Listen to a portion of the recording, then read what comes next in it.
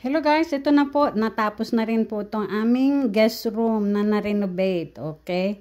Yan, papalitan na lang yung door, pintahan na lang muna ng bagong fresh na pinta. Okay, yan po may skyline, light, isa,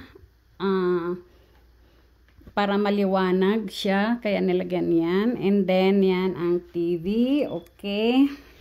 Yan po. Yan, isa doon is a closet, and here is a bathroom.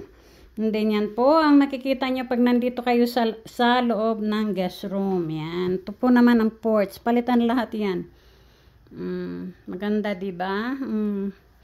Yan po ang aming katatapos ng renovation ng tignan nyo naman yan, mga Indian.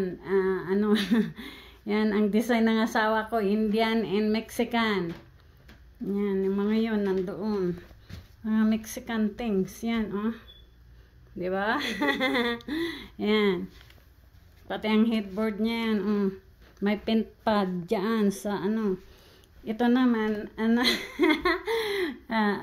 yan, ang mga dekorasyon dito sa guest room. Yan, tapos na po. Yung floor namin, wala na yung carpet. Yan, mag-rag na lang tayo ng malaki. Yan, yan po ang TV. Dito ka naman uupo pagka gusto mong manood ng TV, pag ayaw mong nandoon ka sa kama. Yan.